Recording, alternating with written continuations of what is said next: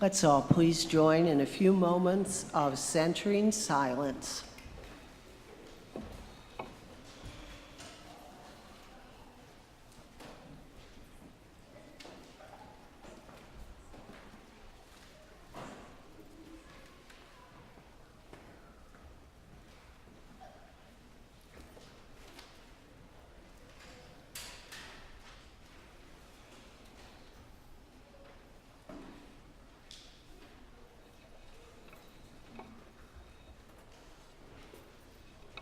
And now, please remain seated as we sing our ingathering hymn, which is number 1031, and the words also appear in your order of service.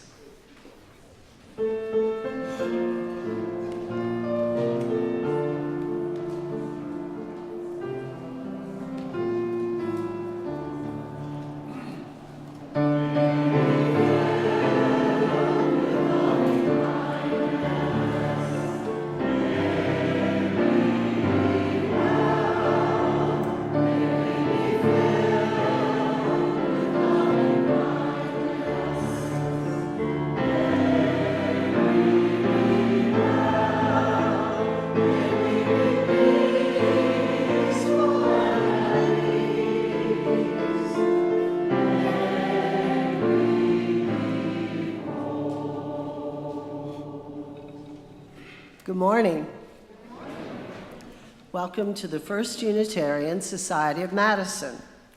This is a community where curious seekers gather to explore spiritual, ethical, and social issues in an accepting and nurturing environment. Unitarian Universalism supports the freedom of conscience for individuals, as together we seek to be a force for good in the world. My name is Karen Rose Gredler, and on behalf of the entire congregation, I'd like to extend a special welcome to any visitors who are with us this morning. We are a welcoming community, so whomever you are and wherever you are in your life's journey, we celebrate your presence among us.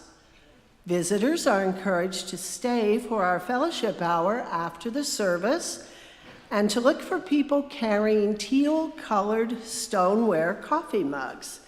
These are FUS members knowledgeable about our program and community life, and they look forward to the chance of speaking with you this morning.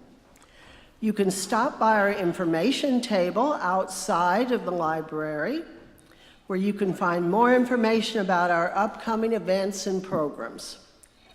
In this lively acoustical environment, it can be difficult for those in attendance to hear what is happening in our service, so we remind you that our child haven, back in that corner, and the commons area behind the auditorium are excellent places to go when someone needs to talk, move around, sing, dance, whatever joyful thing a young person or any of us might want to do. So you can still see and hear well from those areas. We also have hearing assistance devices available, and please see one of our ushers if you think that would be helpful to you. This would also be a great time to turn off any electronic devices and noise makers that might disrupt the service. Experienced guides are frequently available to give building tours after each service. Now, I didn't see anyone listed. Anybody here who's ready to give a tour after this service? Well, I didn't mean I am, but anyway, please meet over in what's your left side of the auditorium, in that corner by the glass windows, if you'd like a tour. And maybe there's someone who will be coming in later who could do that for you. And if not, one of the rest of us will notice you just hanging out there and we'll try to help, okay? And then you would get a tour of this environmentally sound building and our older original meeting house across the parking lot. Now I'd like to acknowledge the people who helped to make this service work. Mark Schultz is our sound guy for this service. Ann Smiley is our lay minister. Patty Whitty is our greeter.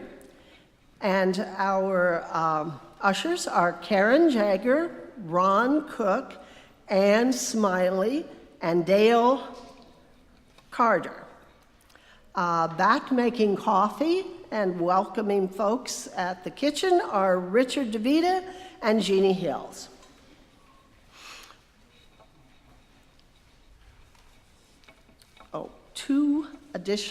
One additional announcement. It's my fault that within your Red 4's news within your order of service, there is not an announcement of the caregivers group, which will occur on this coming Saturday at 10 a.m., probably in one of the classrooms because of our art fair being that day. I need to remember to do this since I'm now facilitating that group, so I apologize. There is lots of other good information in here, but primarily, come to the art fair. It's wonderful.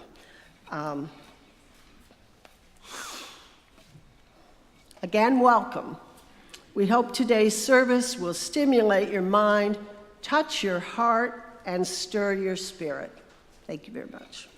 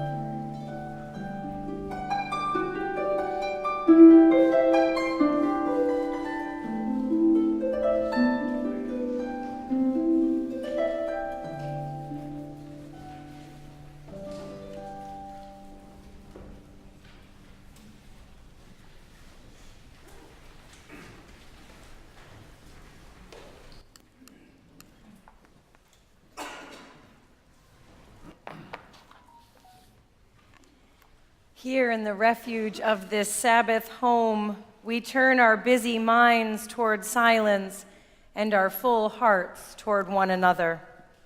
We move together through the mysteries, the bright sunshine of birth and the shadowed questions of death. In our slow walk between the two, we will be wounded, and we will be showered with grace, amazing and unending. Even in our sorrows, we feel our lives cradled in a holiness we cannot comprehend. And though we each walk within a vast loneliness, the promise we offer here is that we do not walk alone. This is a holy place in which we gather, the light of the earth brought in and held, touched by our answering light, the flame of a chalice, the flicker of a candle, the lamps of our open faces brought near. In this place of silence and celebration, we make a sanctuary and name our home. Into this home, we bring our hunger for awakening. We bring compassionate hearts and a will toward justice. Into this home, we bring the courage to walk on after hard losses, and we bring our joy and gratitude for ordinary blessings. By our gathering, we bless this place. In its shelter, may we know ourselves to be blessed. And if you will rise now in body or spirit to join together in our affirmation for our chalice lighting.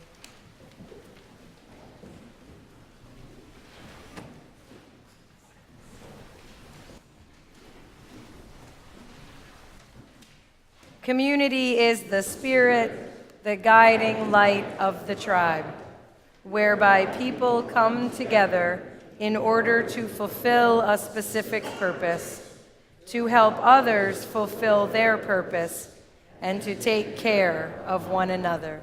And before we join together in song, if you will take a moment to greet those around you.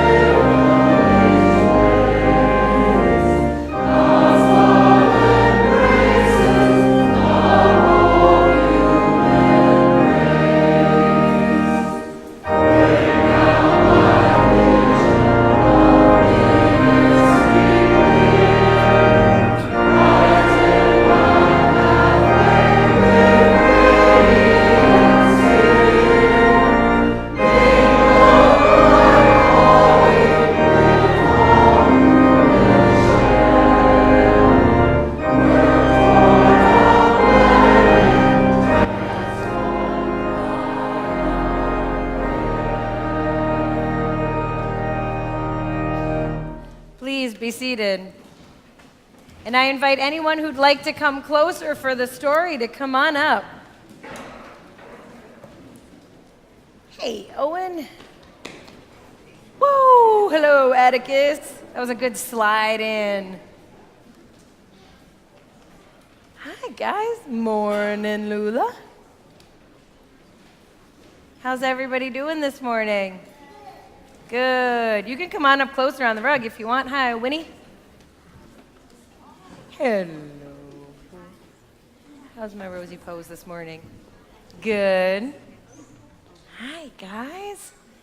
I am wondering if any of you have ever had trouble sleeping. You have? Why? Why? Can you tell me one reason why you've had... Yeah, Winnie. You forget? You just knew you couldn't sleep? Yeah, Owen. What gives you trouble sleeping? Noises, yep. Yeah. Him, okay, that's right. Are you one of the noises? What wakes you up? Thunder. Yeah, Rose. Sometimes I can't get to sleep because I'm excited for the next morning, like on Christmas. Like on Christmas Eve. Uh-huh. Exactly. I can't sleep. Yeah. Playing video games that keep me up too early. Playing video games. You know what? That is not just a kid thing. I know some grown-ups who would say the same exact thing. Yeah. Henry? Henry thought there was a monster in his room. Now, our story today is about somebody who is scared. Have you ever been scared? Yeah, Lula, what scares you? The dark.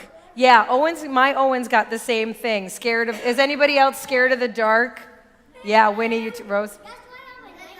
A night light. Uh-huh. On one side of Winnie's brain, she thinks there's monsters, but on the other side, she knows there's not. That's a really good way to think about it. Well, our story today is a little boy named Mark, who, the book is called Mark Just Couldn't Sleep. Do you see him up there? Mark wanted to go to sleep. Really, he did, but he couldn't. He just couldn't sleep. He called out for his mom. "I'm afraid a giant mosquito will fly in and bite me," he said. "Don't worry, little one," his mom answered. "I'll fix that, and soon you'll be sound asleep." She made him a special pair of mosquito-proof pajamas, complete with a helmet, a sword for protecting himself, and a buzz-repellent teddy bear. And then she left. Soon, Mark called out for his mom again. "I'm afraid I'll fall out of bed." "Don't worry, my love, I'll fix that, and soon you'll drift off to sleep."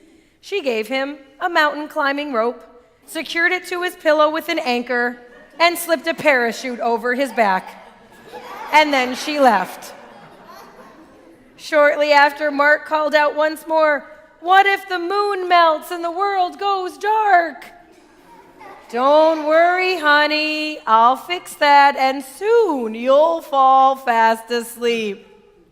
She gave him a pair of glasses with glow-in-the-dark lenses and sent a letter to the moon.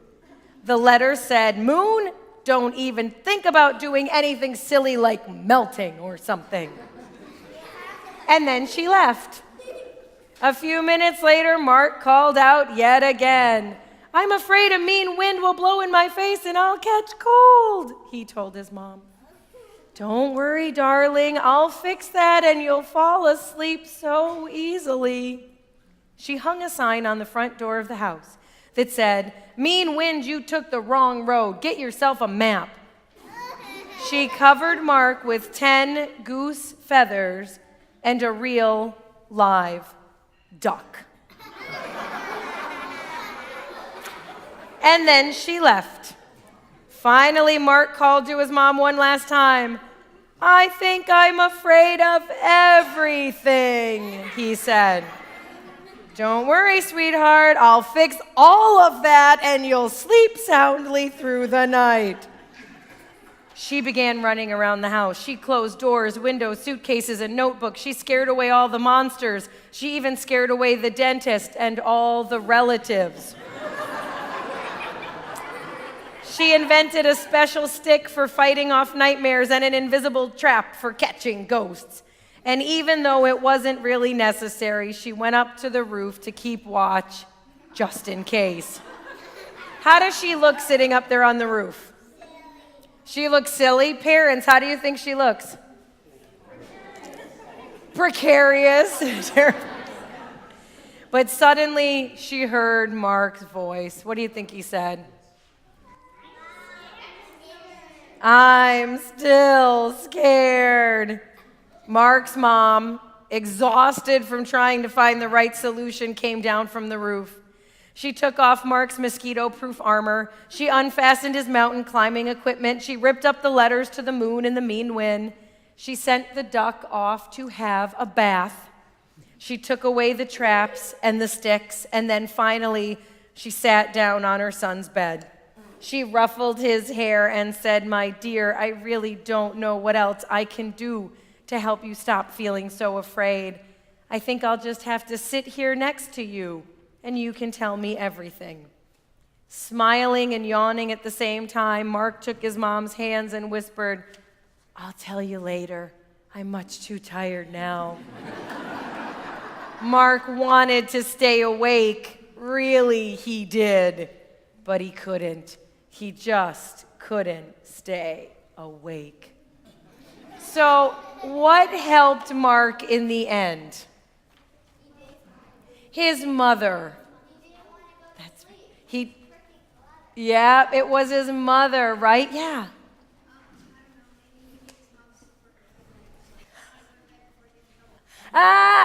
That's good thinking. His mom was so annoyed he thought, I better fall asleep before I get in trouble. So what do you guys do if you're really, really scared of something? Owen watches TV when he's really scared of something. What do you do when you're scared?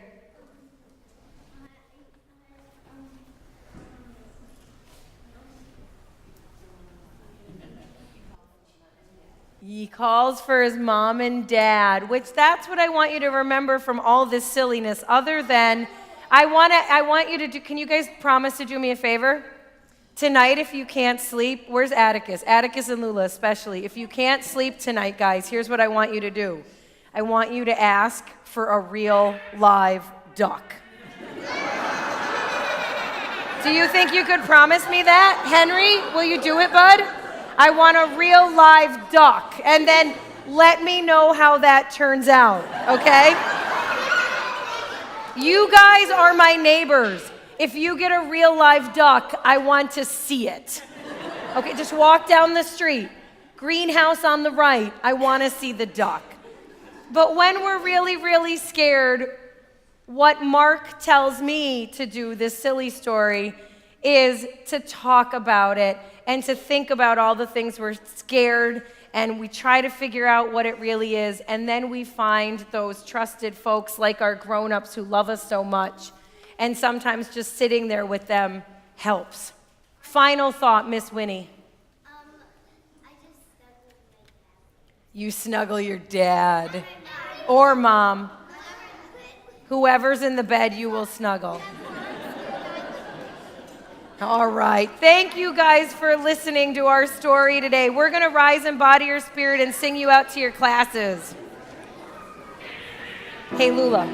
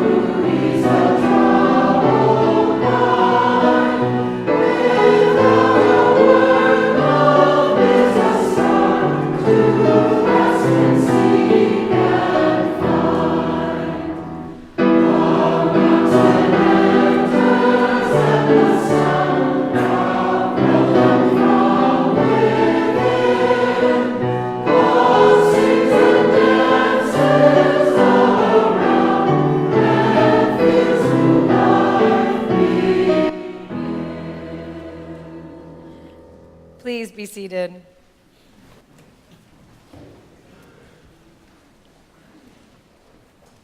These thoughts from Vanessa Southern.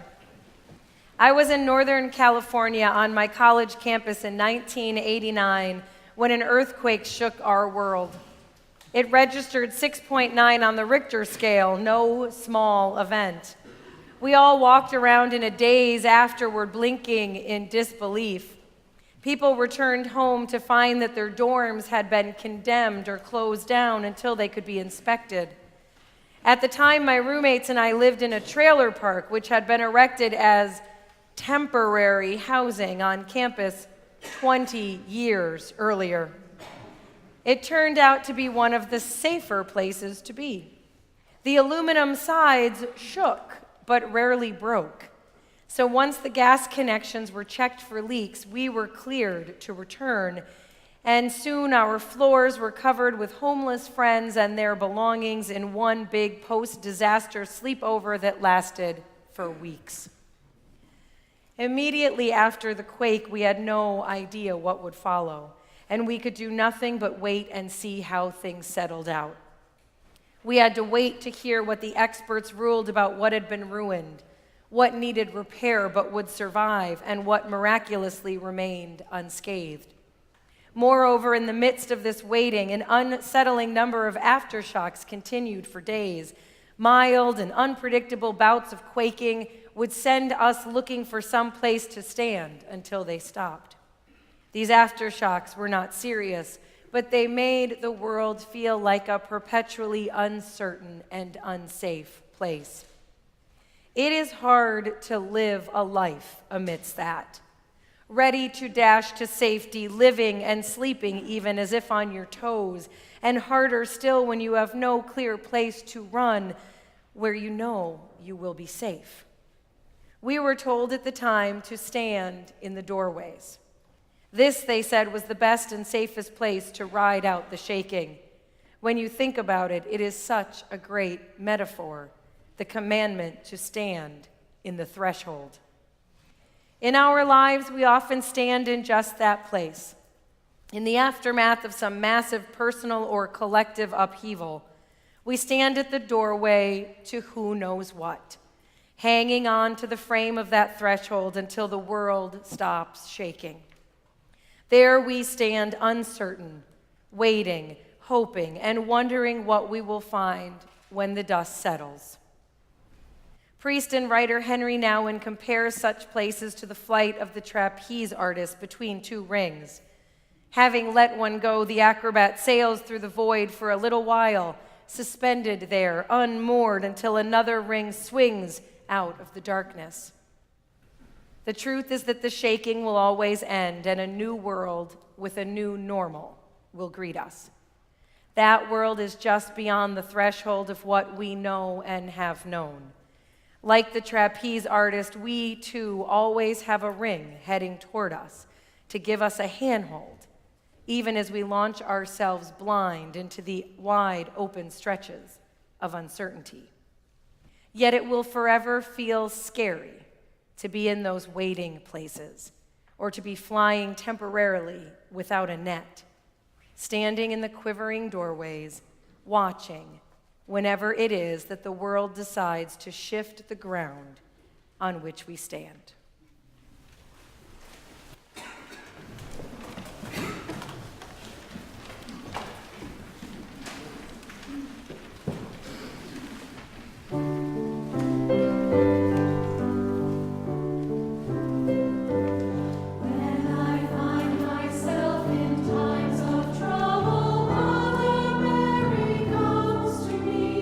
Speaking words of wisdom, let it be.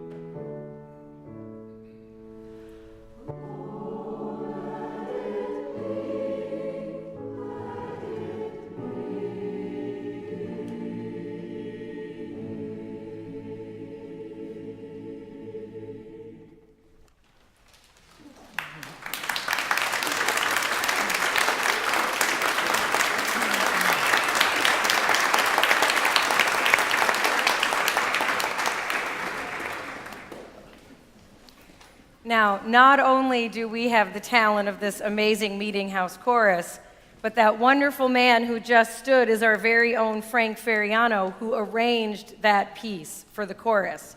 And we're so glad he's here today to hear it. Thank you, Frank. This past Monday, I embarked on a new adventure. As I prepared myself that morning, making sure I had everything I would need to make it through this adventure alive and whole, I noticed a sense of unease within me. It was small and gnawing at first, but it seemed to grow before my very eyes.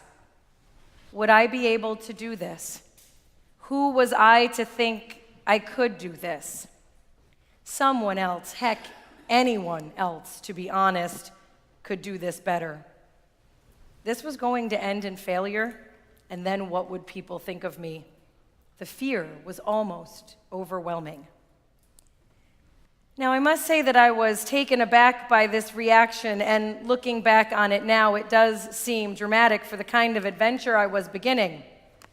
Mountain climbing? No. Long distance running? Never gonna happen. Skydiving? No way. I was going on the adventure of teaching mindfulness to kindergartners. So yes, my sense of dread and outright fear was over the top.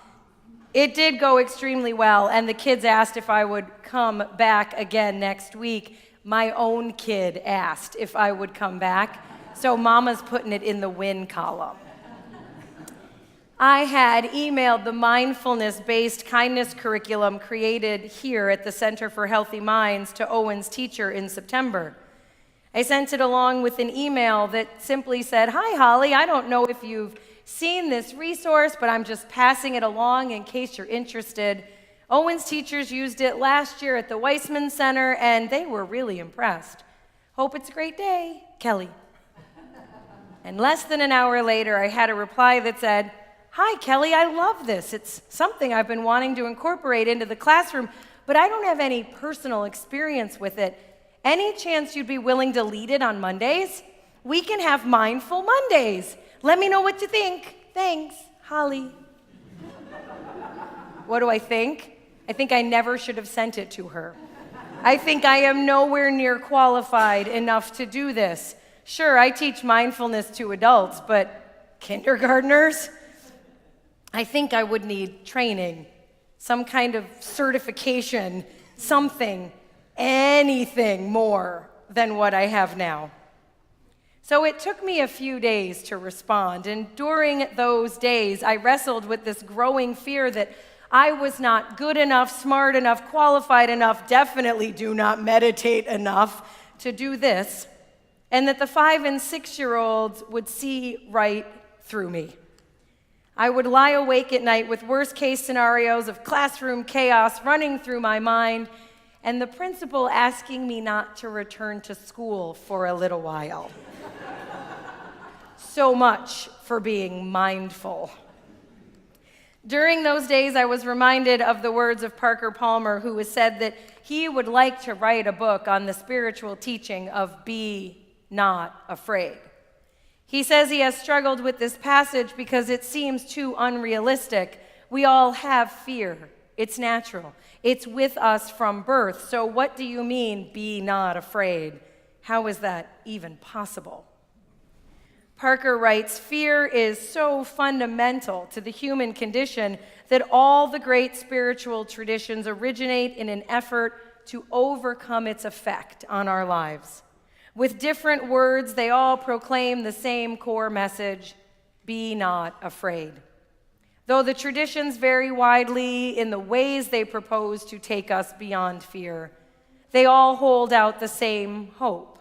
We can escape fear's paralysis and enter a state of grace, where encounters with otherness will not threaten us, but will enrich our work and our lives. It is important to note, he says, with great care, what that core teaching does and does not say. Be not afraid does not say that we should not have fears. And if it did, we could dismiss it as an impossible counsel of perfection.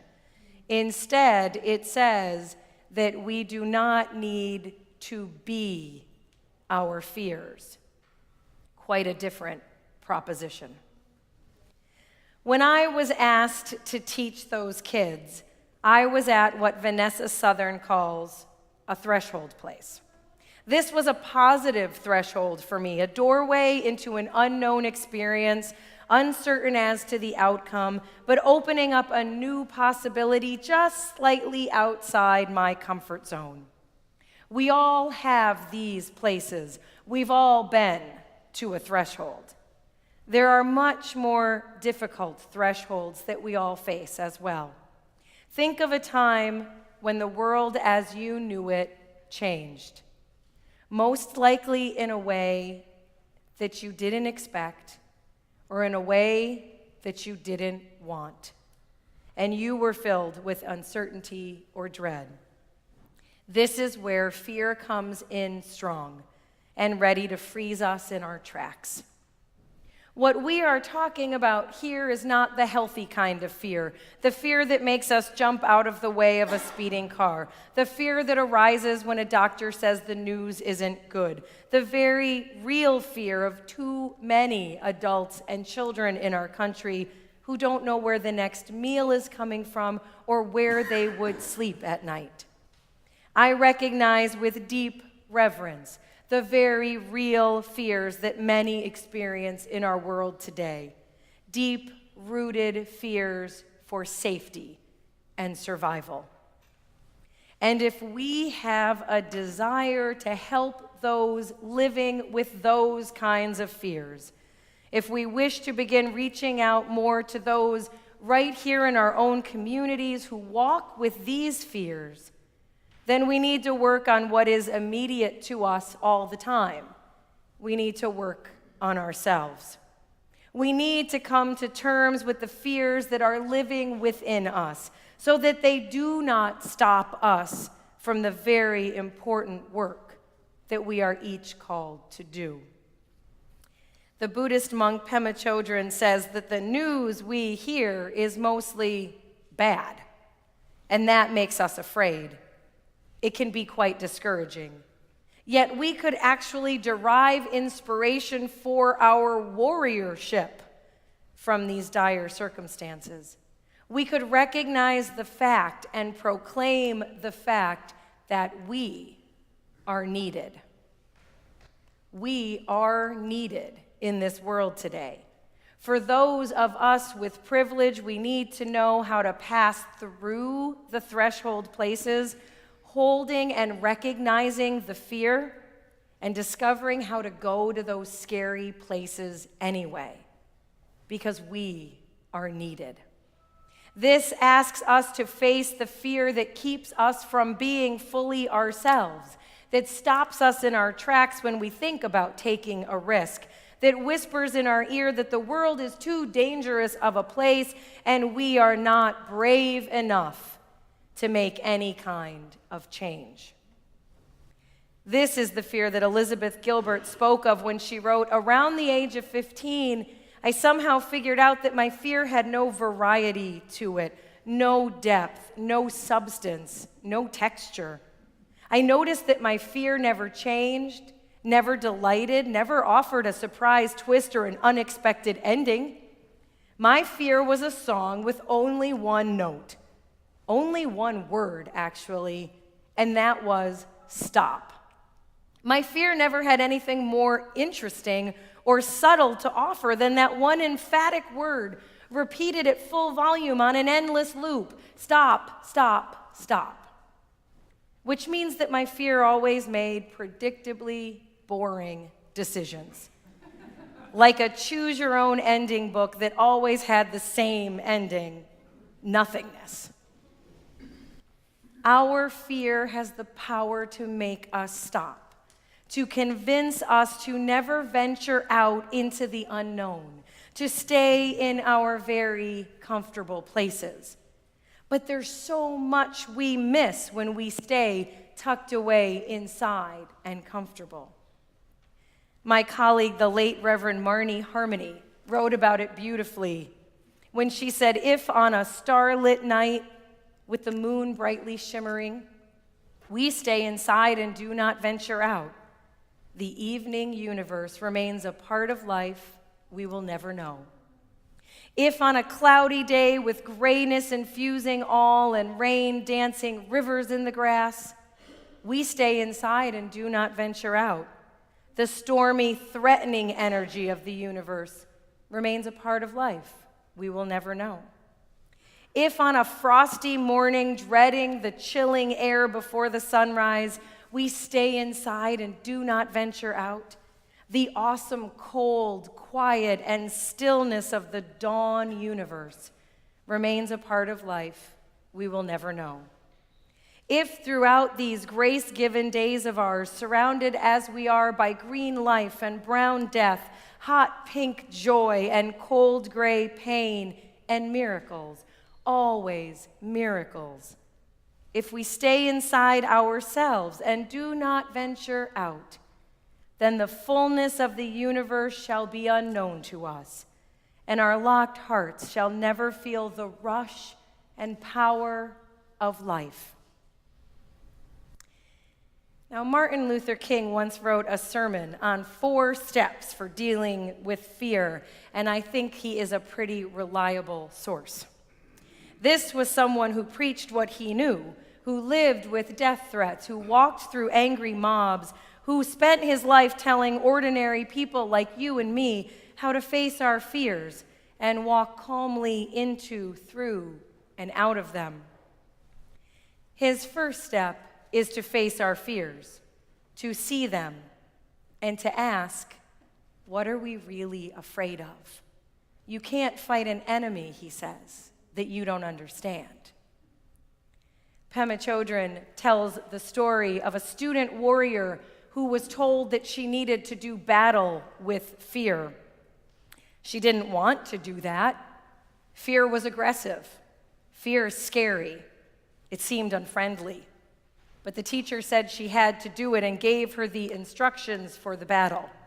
And when the day arrived, the student warrior stood on one side and fear stood on the other.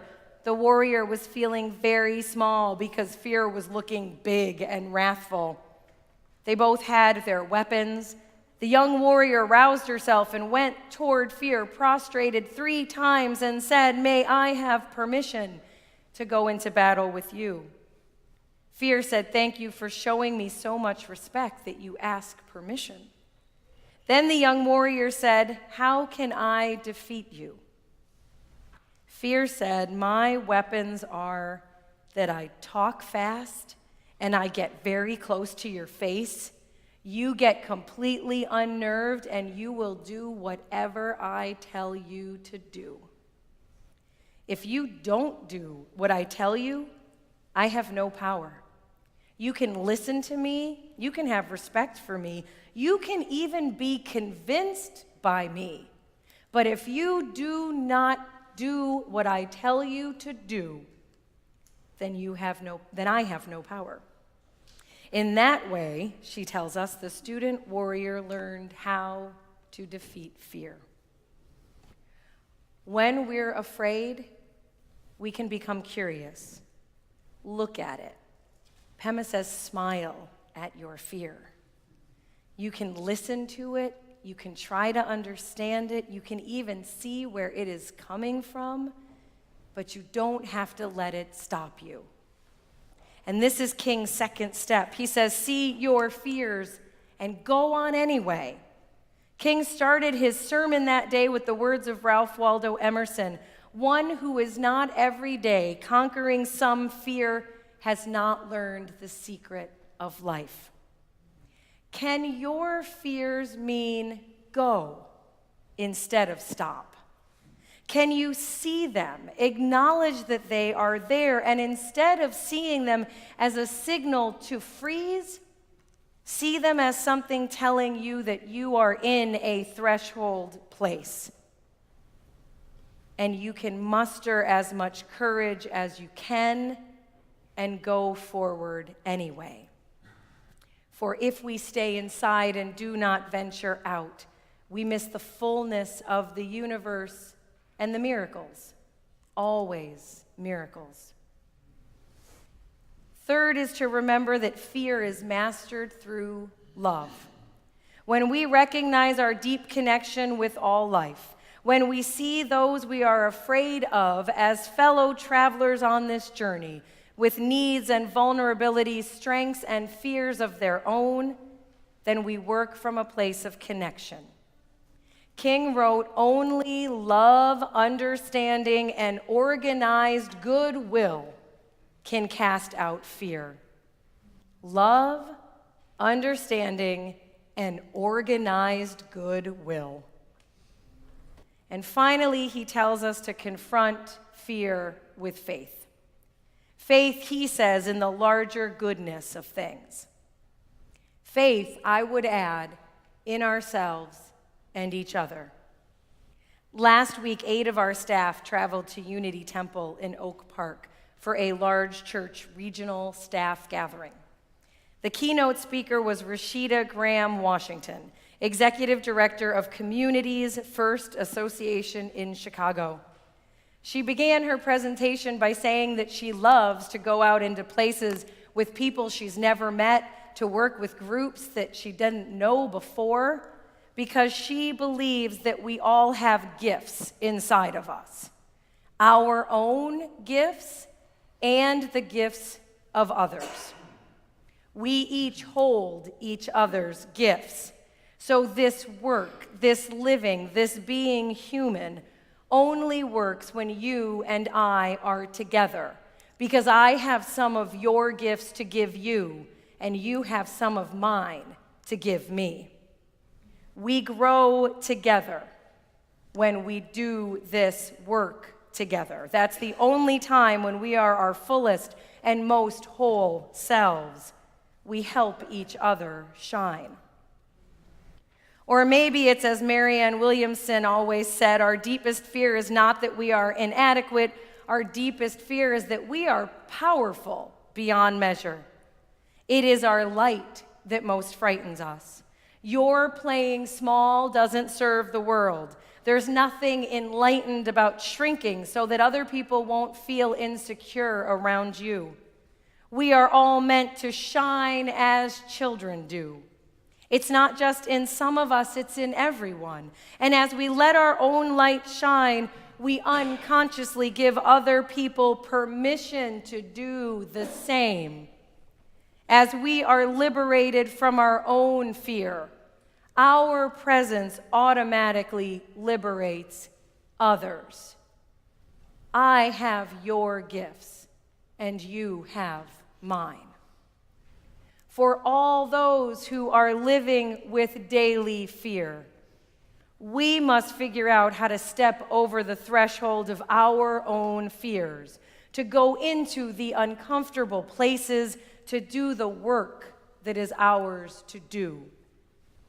For me right now, I'm working with kids who have difficulty controlling strong emotions, and I'm teaching them how to use their breath to calm, to soothe, to heal.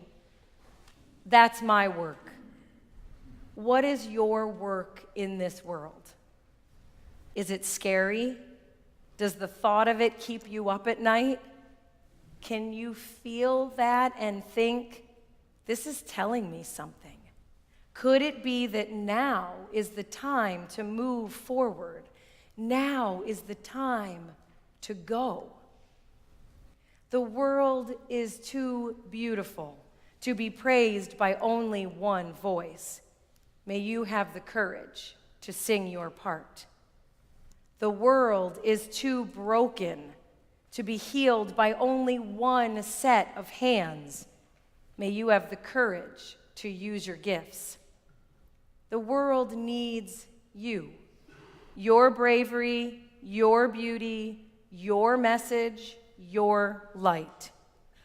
May you be brave enough to step over your thresholds and shine.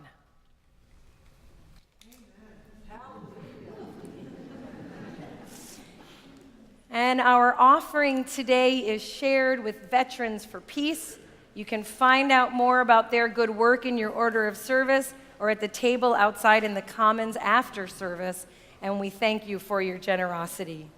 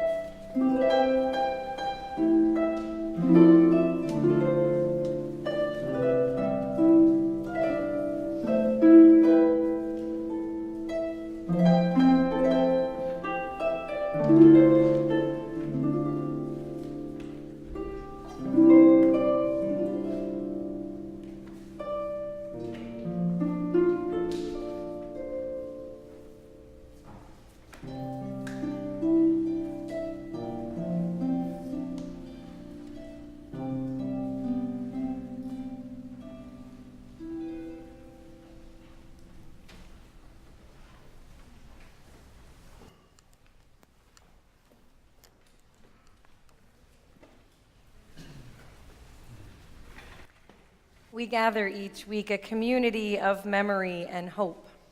We come together here bringing our celebrations and our joys, our struggles and our losses, and we seek a time to be together in a spirit of support, connection, and love. This week we hold in our hearts Karen, a member of our society choir, and her husband Paul, who was in a serious bike accident last week. He remains in the hospital, and we send them our thoughts of strength and healing. And now I would like to offer a prayer today, a prayer for our times, a prayer from our hearts, and I would also like to invite you into a practice. This is a practice that comes from the Tibetan Buddhist tradition, and it is called Tonglen. Tonglen is also known as giving and receiving because in this practice, we take into ourselves the suffering of the world, and we breathe out compassion, our own clear light of loving kindness. So for just 1 minute today, I invite you to join together in prayer and then sit with the suffering of the world, our own, those we love, for those who live in daily fear, and breathe out of our own goodness, our kindness, our wish for all to be well. Spirit of life, one who holds us all, help us. Following another week of brutality, we continue to be a nation in mourning, a nation full of anger and fear, filled with pain and grief, confused and at risk of becoming numb to hatred. Help us to find our way through the turmoil that turns people against each other instead of turning toward each other in love.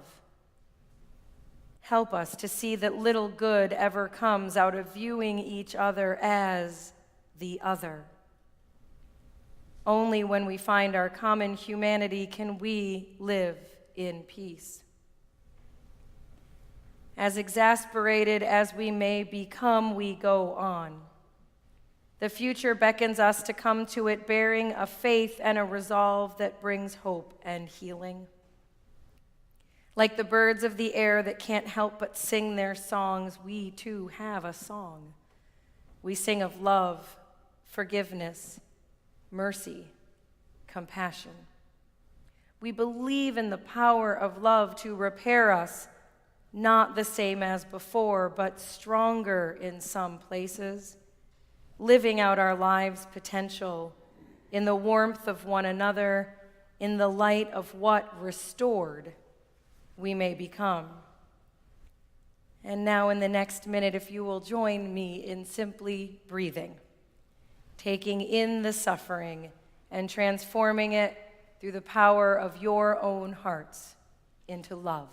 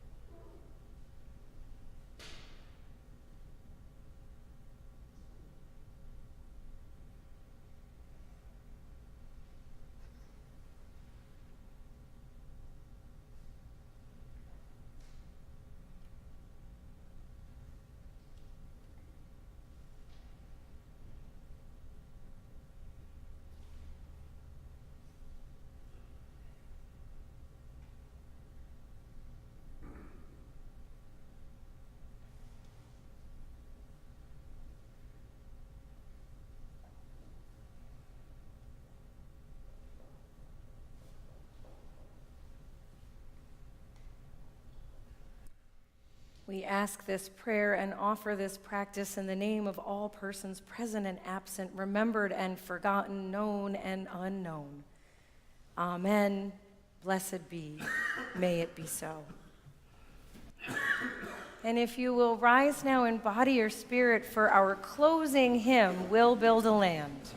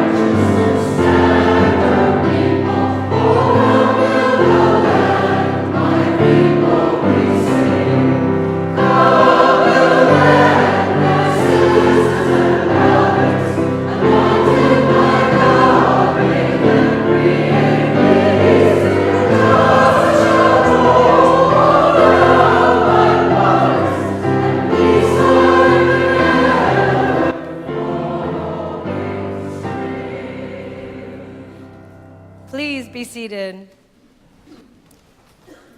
All that we have been separately and all that we will become together is stretched out before and behind us, like stars scattered across a canvas of sky.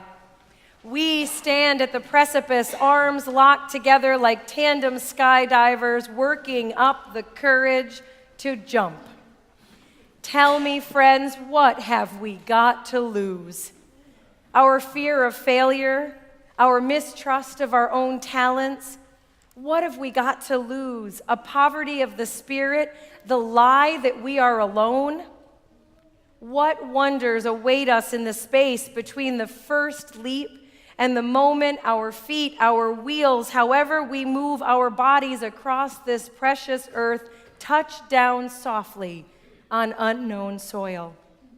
What have we got to lose that we can't replace with some previously unimaginable joy? Blessed are you, Spirit of life, who has sustained us, enlivened us, and enabled us to reach this moment. Give us courage in our leaping and gratitude in our landing, and share with us in the joy of a long and courageous life together. Blessed be, and go in peace.